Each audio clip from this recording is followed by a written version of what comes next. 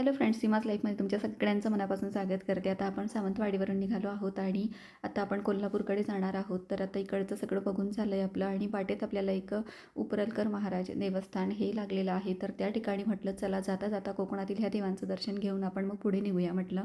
तर मोठीच अशी मूर्ती आहे आणि आजूबाजूला छोटी अशी मंदिरं आहेत. त्या ठिकाणी नारळ वगैरे आणि साखर, केळी असा त्यांना नैवेद्य प्रसाद म्हणून दाखवला जातो. तर तो पण आम्ही त्या ठिकाणी घेतला आणि चला म्हटलं आपणही दर्शन करून घेऊया म्हटलं. आणि देवासमोर घराणं वगैरे गायलं जातं. तर त्या ठिकाणी आपलं नाव गाव असं विचारलं जातं आणि त्यानंतर मग ते घराणं गाऊन देतात आपल्याला. तर चला तुम्ही पण आता ऐकून घ्या घराणं कसं गातात ते. आम्ही तर पहिल्यांदाच केलं.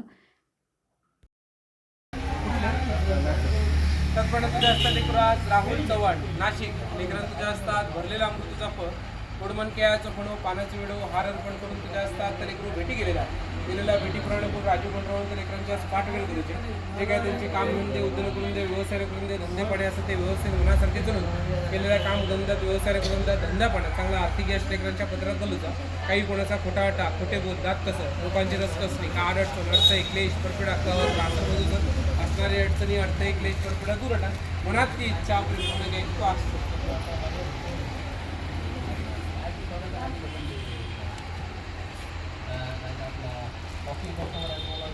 इकडे आता पूजा वगैरे झाल्यानंतर बाहेर निघालो. इकडे काजीबाई दिसल्या. मस्त असा केसामध्ये गजरा माळलेला होता आणि छान अशी साडी नवी घातलेली होती. साडी कोणतीही असू दे, आपण ब्लाऊज पांढरा आणि काळा पक्का ठरलेला असतो आपल्या आज्यांचा. तसंच मला माझ्या आजीची आठवण आली आणि निघालो आम्ही पुढे. तर पुढे गेल्यानंतर आम्हाला थोडासा चहा वगैरे घ्यायचा होता, काही नाश्ता करायचा होता. मग त्यासाठी एका ठिकाणी थांबलो. तर इकडे ना खूप सारी माकडं होती आणि बिंदास्त येत होती आणि खात होती त्या ठिकाणी.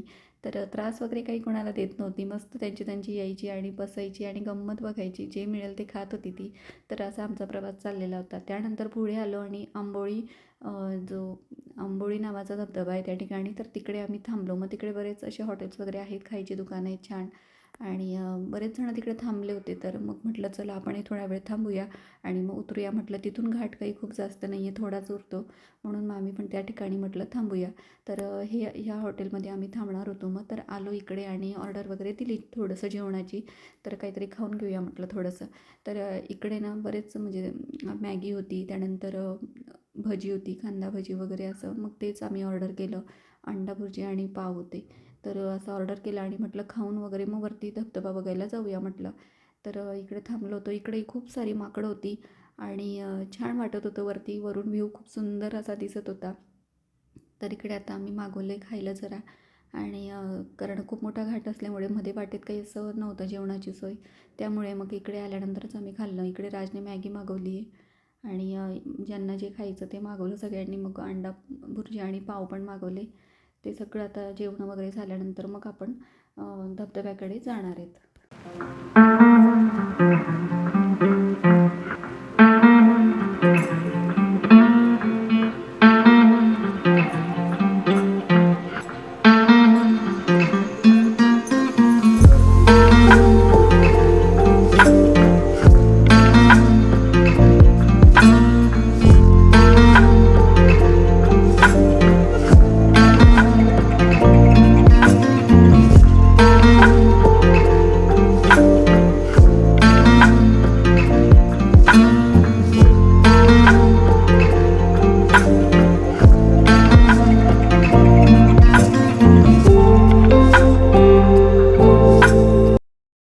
त्यानंतर वरती जाण्यासाठी 10 रुपये एंट्री फी त्यांनी आकारली होती पर पर्सन. मग आम्ही ती दिली आणि वरती गेलो.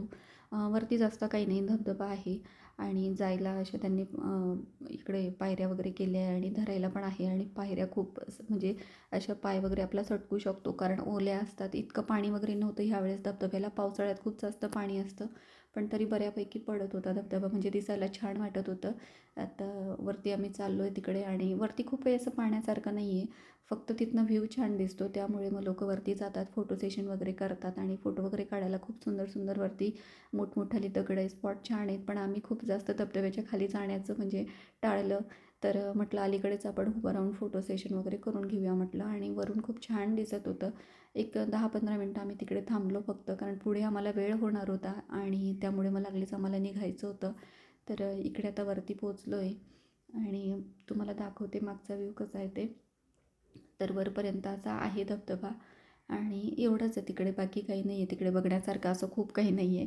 तर म्हटलं ठीक आहे, तर आलो आहे तर बघून घेऊ म्हटलं. आंबोळी वॉटरफॉल असं म्हटलं जातं. इकडे फोटो सेशन वगैरे केलं आम्ही आणि परत पुन्हा खाली यायला निघालो.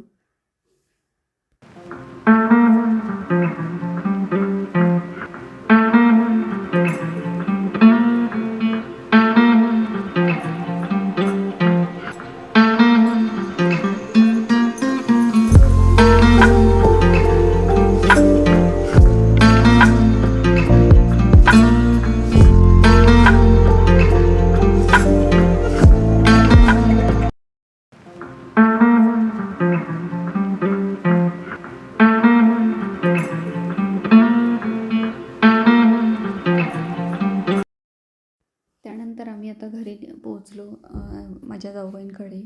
तर तिकडे आता रात्रीचं स्वयंपाक फक्त आणि रात्रीच्या जेवणाची तयारी चाललेली होती. आणि त्यानंतर मग उद्याचा दिवस आम्ही थांबणार होतो आणि निघणार होतो मग संडेला घरी. तर इकडे आता स्वयंपाकाची तयारी चाललेली आहे आणि आलो, थोडंसं फ्रेश झालो या ठिकाणी. आणि त्यानंतर मग आता म्हटलं चला जेवणात काय काय आपल्याला करायचं आहे बघूया. तर ते चाललं होतं आमचं प्लॅनिंग की काय जेवणात करायचं ते. आणि स्वयंपाक वगैरे आवरला. तर जेवणात खूप काही जास्त नव्हतं करायचं आज. तर खिचडी करायची होती आणि आमटी वगैरे असंच काहीतरी करायचं होतं साधंच, कारण दुपारी आम्ही उशिरा जेवलो होतो. तर त्यामुळे मग म्हटलं साधंच काहीतरी करूया म्हटलं. तर इकडे मग आता खिचडी, आमटी आणि पोळी, त्यानंतर तांबडा रस्सा असं काहीतरी बेत होता साधाच. तर मग चाललं होतं आमचं. आणि मुलं विचारत होती की काय कुठे कुठे फिरले काय, त्या सगळ्या गप्पा गोष्टी आमच्या चाललेल्या होत्या. आणि सगळं एकमेकांना सांगणं चाललेलं होतं की खूप छान असं ट्रिप झाली तुमची, असं तसं चाललेलं होतं आमचं सगळ्यांचं. तर आता चला जेवणं वगैरे करून घेऊया आणि तुम्हाला उद्या अजून काय प्लॅनिंग आहे ते पण दाखवणार आहे. तर या ठिकाणी ना मुलांचं चाललं होतं की जेवणं झाल्यानंतर आपण टेरेसवर वगैरे जायचं का. मग आम्ही थोडा वेळ टेरेसवर पण गेलो होतो, पण खूप झोप येत होती त्यामुळे मग पुन्हा खाली आलो आणि पटकन झोपी गेलो. दुसऱ्या दिवशी सकाळी लवकर उठलो आणि नाश्ता वगैरे करून मग आम्हाला जायचं होतं. तर इकडे आता दुसऱ्या दिवसाचा आहे हा व्लॉग. तर या ठिकाणी आता नाश्ता वगैरे चाललेला आहे आणि बाहेरूनच त्यांनी कोल्हापुरीची मिसळ आणली होती आमच्यासाठी स्पेशल. आणि त्यासोबत ब्रेड, तिकडे पाव वगैरे नाही मिळत म्हणे, तिकडे ब्रेड देतात ते मिसळसोबत. तर मग कांदा लिंबू आणि मिसळ त्यासोबत ब्रेड. तर असंच एक आजचा काही मेनू होता नाश्त्याचा. त्यानंतर मग नाश्ता वगैरे झाला छान पोटभर आणि आम्ही निघालो. तर आज आम्हाला जायचं होतं ज्योतिबाला. तर या ठिकाणी आता सगळेजण रेडी झाले आहेत आणि सोबत दीर पण आले होते. आणि मग दादा आमची गाडी चालवत होता. तर निघालो आता ज्योतिबाला. आणि ज्योतिबाला मी गेलो त्यानंतर तिकडे प्रचंड गर्दी होती. म्हणजे अगदी जायलाच जागा नव्हती आतमध्ये, खूप लांबपर्यंत मोठीच भक्तांची रांग लागलेली होती. तर मग जरा टेन्शन आलं, कारण कमीत कमी आम्हाला 3 ते 4 तास लागणार होते. पण त्यानंतर मग दीर म्हटले की इकडे म्हणजे ओळखीने VIP दर्शन वगैरे पण मिळतं. तर मग त्या ठिकाणी त्यांनी त्यांच्या मित्रांना वगैरे कॉल केले आणि मग त्या ठिकाणी आम्ही दर्शनासाठी मग VIP दर्शनाने म्हणजे VIP रांगेत आम्हाला नेण्यात आलं. तर ती रांग काही खूप मोठी नव्हती, अगदी छोटी होती. म्हणजे पटकन अगदी 15-20 मिनटात आपल्याला ज्योतिबाचं दर्शन होणार होतं. तर इकडे हे बघा मोठंच असं हा दरवाजा आहे, कमान म्हणू शकतो आपण त्याला. आणि वरती लिहिलं आहे दख्खनचा राजा. तर खूप छान वाटतं, भारी वाटतं. त्यानंतर आतमध्ये अजून एक कमान आहे, त्या ठिकाणी असं पितळीचं तांब्याचं काहीतरी कासव वगैरे लावलं आहे आणि खूप छान वाटतं ते. त्या ठिकाणी नमस्कार केला आणि आतमध्ये गेलो. तर चला म्हटलं आपल्या नशिबात आहे ज्योतिबांचं दर्शन, त्यामुळे मग आपल्याला इकडे आता पटकन असं दर्शन होणार आहे. नाहीतर आमचं म्हणजे झालंच नसतं दर्शन, कारण खूप वेळ लागणार होता. मग त्यामुळे बाकीचे स्पॉट आमचे बघायचे राहिले असते. तर मग या ठिकाणी आता आलो आहे. आणि मध्ये गेल्यानंतर मग त्यांचे जे पुजारी आहेत ते आले आमच्याजवळ आणि ते आम्हाला घेऊन गेले पुढच्या रांगेत, की ज्या ठिकाणी पटकन असं दर्शन होणार आहे. तर खूप फरक पडतो, कारण लवकर दर्शन होतं आणि जास्त गर्दीत मग सफोकेशन पण होतं मुलांना आणि यांना पण त्रास होतो. मग त्यामुळे म्हटलं चला बरं झालं. या ठिकाणी ना जेजुरीला जशी हळद उधळली जाते त्याप्रमाणे या ठिकाणी ना गुलाल असतो तो उधळला जातो. आणि सगळीकडे अगदी गुलाल पडलेला होता खाली, सगळे आमचे पाय गुलालने माखले होते. आणि ते रविवारी जास्त म्हणजे प्रमाणात करतात म्हणे. पण त्या दिवशी शनिवार होता म्हणून मग एवढं नव्हतं, नाही तर सगळीकडे गुलाल असा उधळला जातो.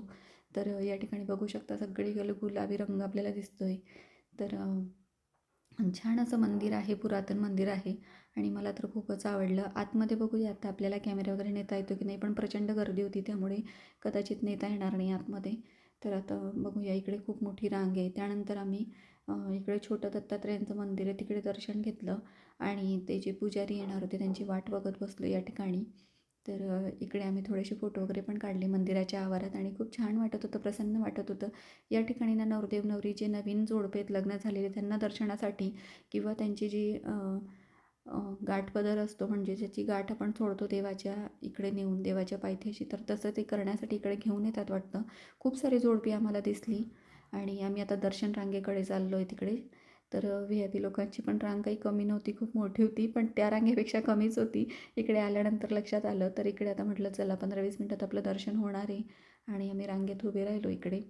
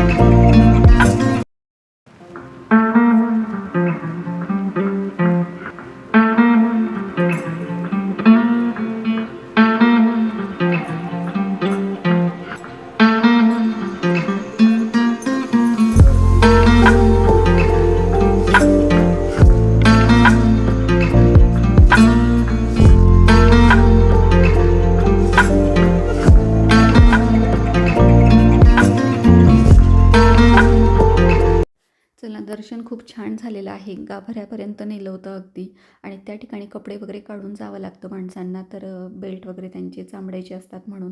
तर मग दर्शन खूप छान झालं आणि आता हा व्लॉग इथेच संपवते आणि पुढचा व्लॉग आपला किल्ले पन्हाळगड असणार आहे. तर असेच व्हिडिओ बघत राहा आणि व्हिडिओ जर का आवडले असेल लाईक शेअर सबस्क्राईब करायला विसरू नका. भेटूया पुढच्या व्हिडिओत, तोपर्यंत बाय.